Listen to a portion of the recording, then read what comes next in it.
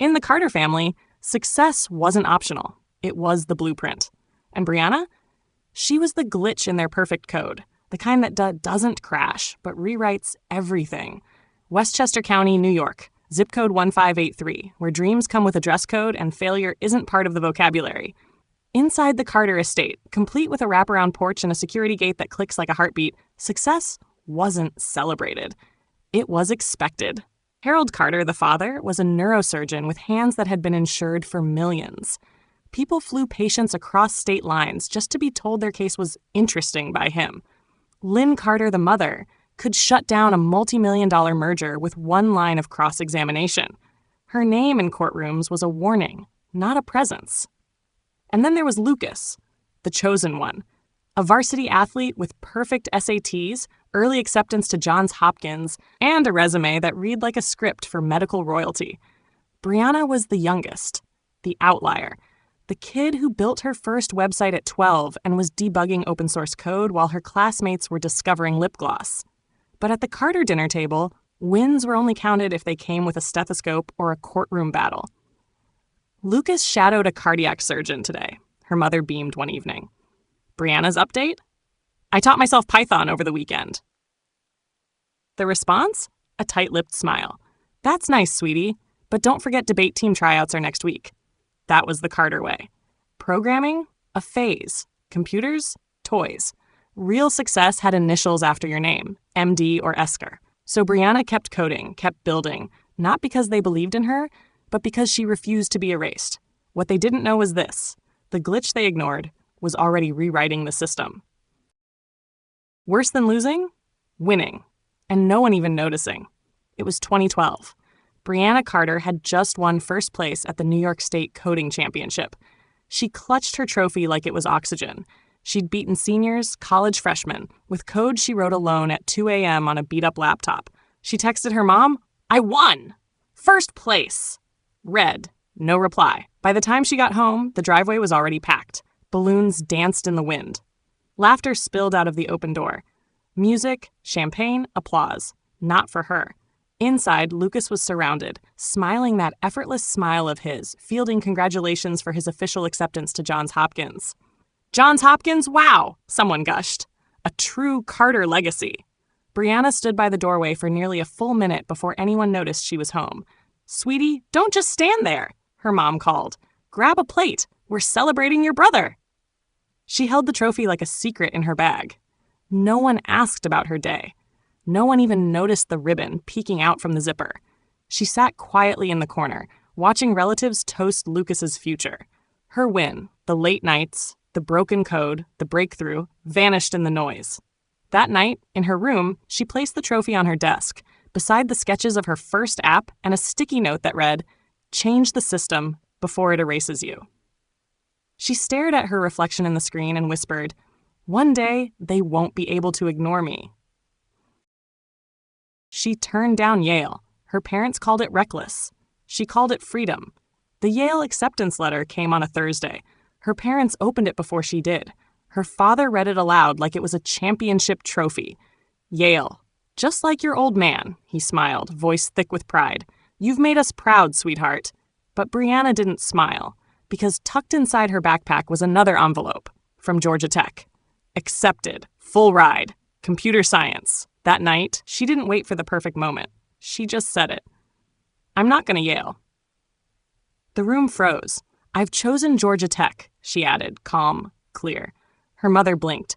Georgia Tech? Brianna, that's a technical school.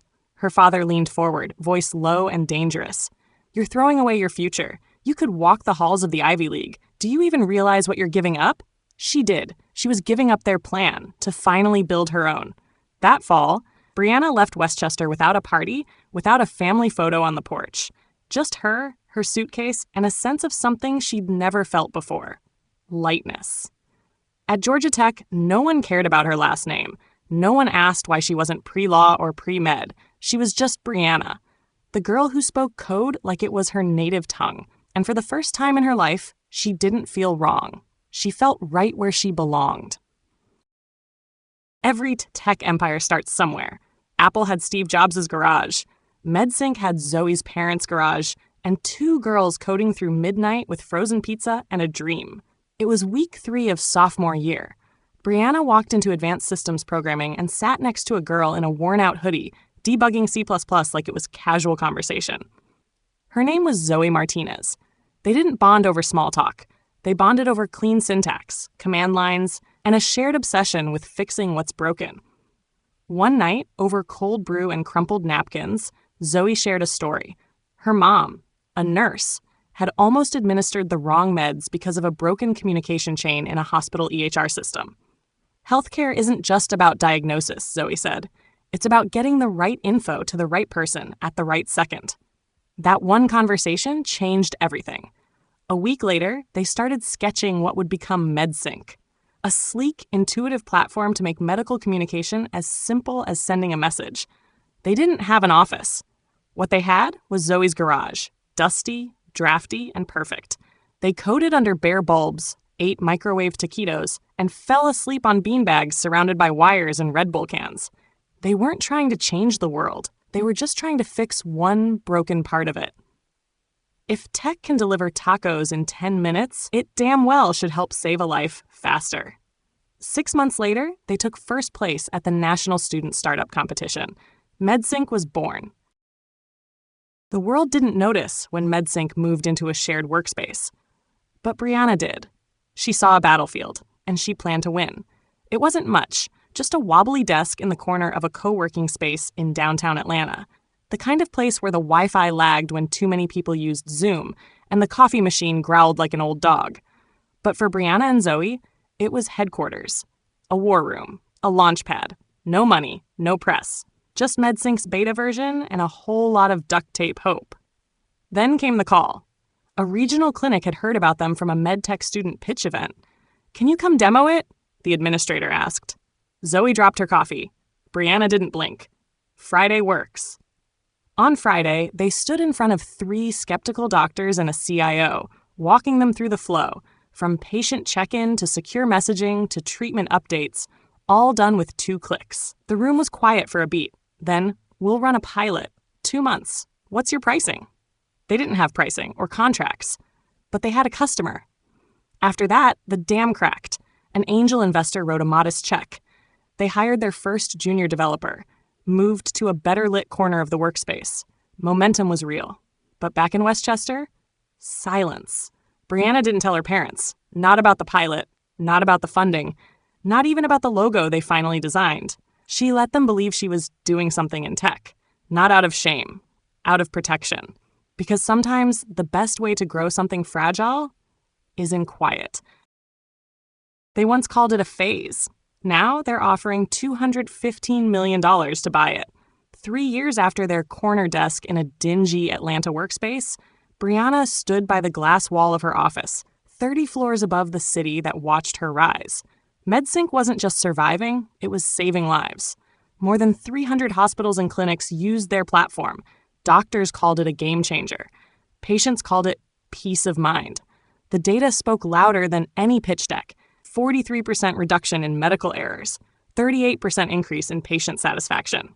And now, Vertex Health Systems, one of the largest healthcare tech firms on the East Coast, had made their move. $215 million. The offer letter sat on the conference table next to Zoe's half-empty coffee cup. She looked at Brianna, eyes wide, voice barely above a whisper. "We actually did it." Brianna nodded slowly, but her mind wasn't on the number. It was on every person who had ever said, "That's cute. But when are you going to get a real job?"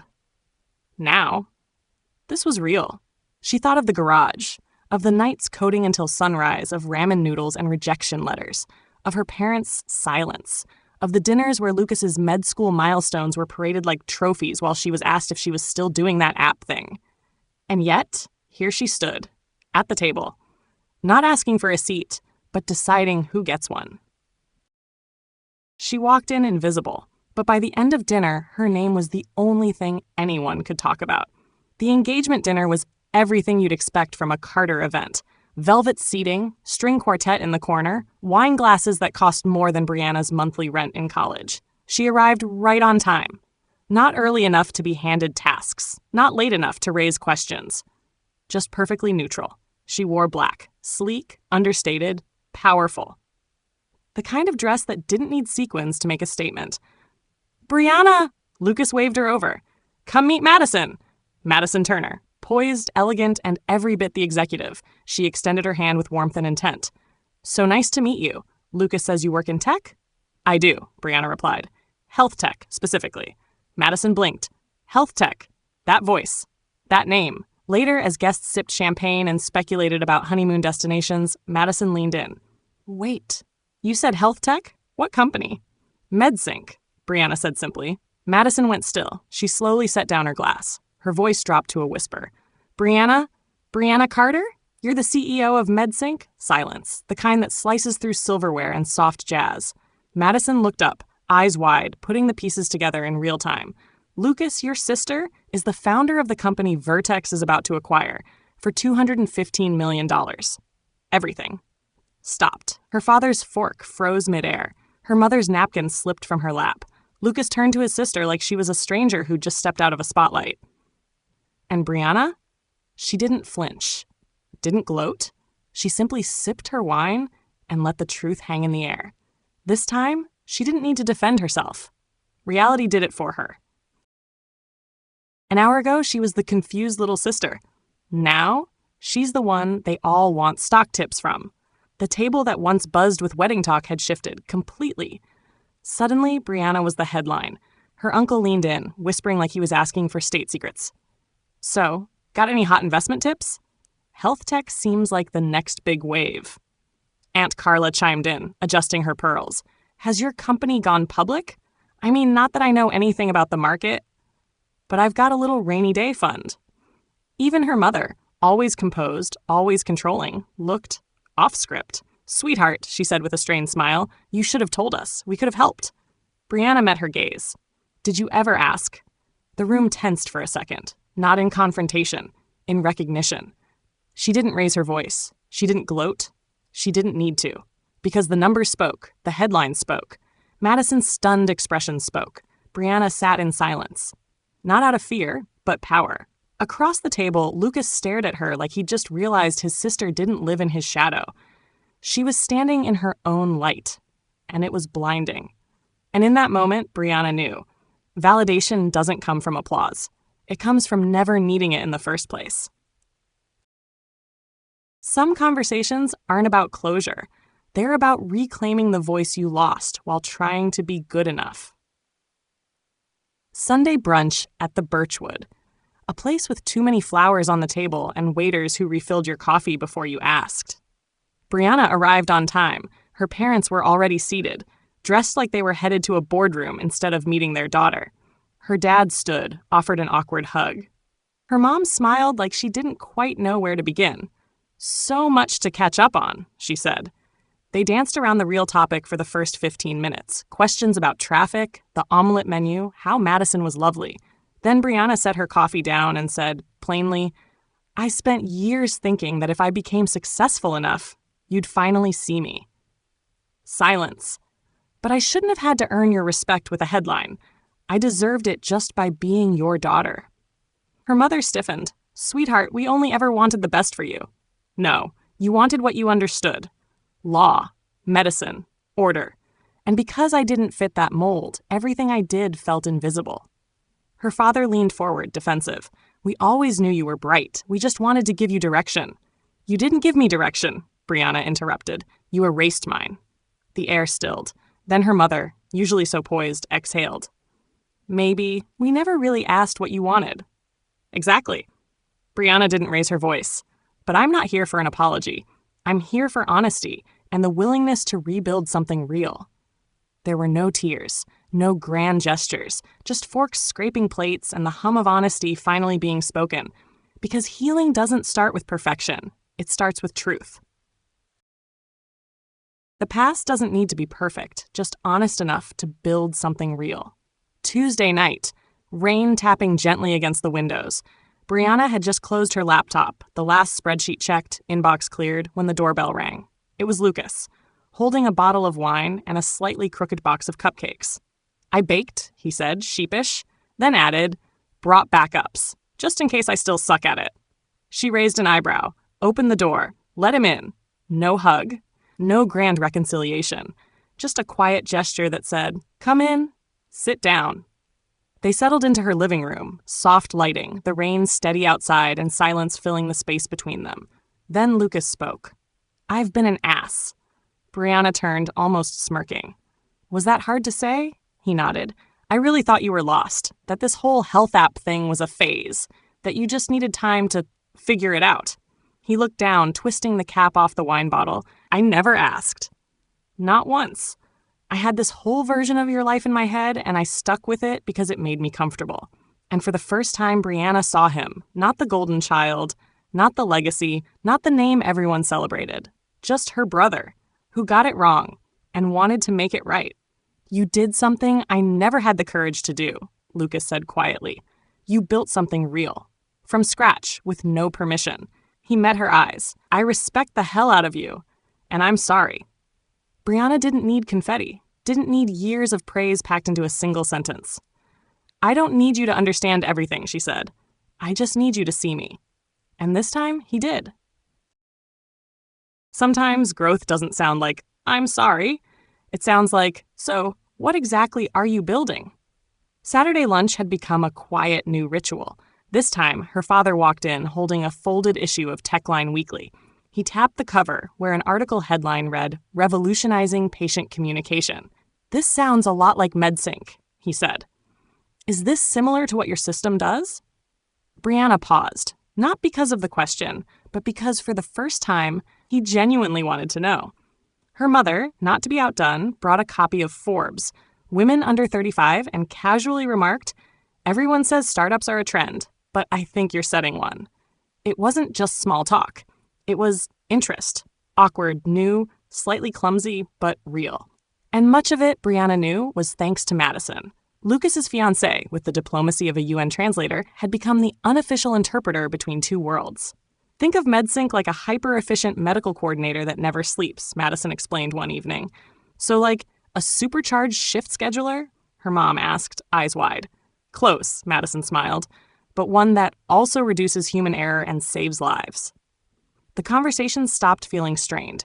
They started to stretch, gently, naturally. And for the first time, Brianna allowed herself to wonder, maybe people can change, even the ones you thought never would. She no longer needed to be seen. She started making space, so others could be. Brianna wasn't chasing applause anymore. She had outgrown the hunger to prove. Twice a week, she still met with Dr. Monroe, her therapist, not to fix what was broken, but to stay grounded in the midst of rising. She used to think therapy was for the fragile. Now she knew it was how the strong stayed whole. In those quiet sessions, one question kept surfacing. What if success isn't just what I build, but who I lift while building? That's how the idea for Code Her Future was born, a monthly mentorship group for high school girls curious about tech. Once a month, Brianna welcomed 10 teenage girls into the MedSync headquarters. They'd eat greasy pizza, laugh, and write their first lines of code together.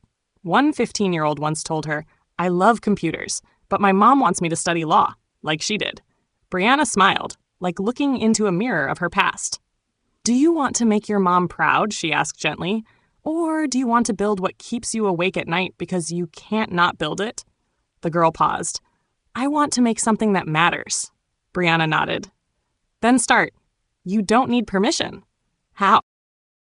Not every path comes with a map or applause, but if it feels like yours, walk it anyway. One quiet afternoon, Brianna stood alone by her office window, watching the city pulse below. The skyline, the streets, the chaos, all shaped like choices she once made without a blueprint. No more sideways glances. No more questions like, "So, what do you do again?" No more pressure to prove. And yet, the most freeing truth? She didn't need validation anymore, because she had her own. She had stumbled, she had built, she had been underestimated, overlooked, and then she rose. Not to be noticed, but to finally see herself, clearly, completely, and without compromise.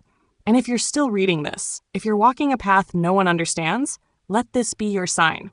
You're not lost. You might just be leading. Success doesn't always come with fanfare. Sometimes it comes with quiet conviction and a life that fits you like a second skin.